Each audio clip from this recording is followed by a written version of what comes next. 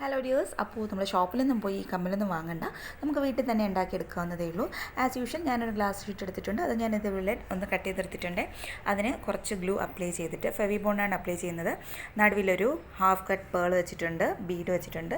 അതിനുശേഷം നമ്മുടെ Rhine stone ചെയിനാണിത്. അതിങ്ങനെ ചുറ്റുമായിട്ട് ഇങ്ങനെ ഒന്ന് നന്നായിട്ടൊന്ന് ചുറ്റി കൊടുക്കുക.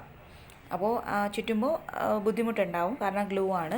കയ്യിലൊക്കെ ആകുമ്പോഴത്തേക്കും കുറച്ച് ഡിസ്റ്റർബൻസ് ആയിരിക്കും, എങ്കിലും ഫൈനൽ റിസൾട്ട് കാണുമ്പോൾ അടിപൊളിയായിട്ട് ഇഷ്ടപ്പെടും. അപ്പോൾ ഒരു മനസ്സിനൊരു സന്തോഷം തോന്നും. അപ്പോൾ ഇത് ഞാനൊന്ന് ചുറ്റിയെടുക്കുന്നുണ്ട്. അപ്പോൾ നിങ്ങൾക്ക് എത്രയാണോ വലിപ്പം ആവശ്യം അത്രയും ചുറ്റിയെടുക്കേണ്ട കാര്യമുണ്ട്. എനിക്കൊരു ഇടത്തരം കാണുന്നത് ഈ പിക്ചറിൽ കാണുന്നില്ല, അതുപോലെ ഒന്ന് ചെയ്തെടുക്കാനാണ് ഞാനൊന്ന് നോക്കിയത്. അപ്പോൾ ഇതുപോലെ ഒന്ന് കംപ്ലീറ്റ് ആയിട്ട് ചുറ്റിയെടുത്തിട്ടുണ്ട്. റൈൻ സ്റ്റോൺ രണ്ട് രീതിയിൽ ചെയ്യാം.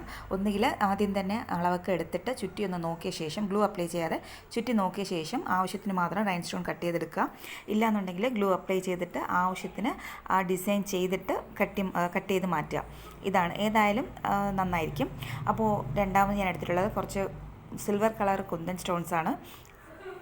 ഇതും ഡ്രസ്സിലൊക്കെ വെക്കാൻ വേണ്ടിയിട്ട് നമ്മൾ വാങ്ങുന്നതാണ്. അപ്പോൾ ഇതും ഞാനിങ്ങനെ ഒരു 5 എണ്ണം താഴോട്ട് ഒന്ന് ഒട്ടിച്ചു കൊടുത്തിട്ടുണ്ട്. പിന്നെ half cut pearl, half cut ചെയ്ത പകുതിയുള്ളൂ, അതായത് പകുതി, ഒരു പേളിൻ്റെ പകുതിയായിട്ട് കട്ട് ചെയ്ത ബീഡ്സ് വാങ്ങാൻ കിട്ടും.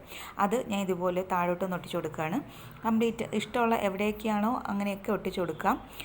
ഒട്ടിച്ചു കൊടുത്തതിന് ശേഷം നമ്മളൊന്ന് നന്നായിട്ട് ഡ്രൈ ആയതിന് ശേഷം മാത്രം ഒന്ന് കട്ട് ചെയ്ത് മാറ്റണം. ആ ഗ്ലാസ് ഷീറ്റ് ഇപ്പോൾ ഗ്ലാസ് ഷീറ്റിന് ഒരു 10 രൂപയ്ക്കകത്തേ ആവുന്നുള്ളൂ, 5 രൂപയാവുന്നുള്ളൂ എന്ന് തോന്നുന്നു. വാങ്ങിയിട്ട് കുറച്ച് നാളായി, പക്ഷേ ഒരു 10 രൂപയ്ക്ക് മുകളിലോട്ടൊന്നും ആവില്ല.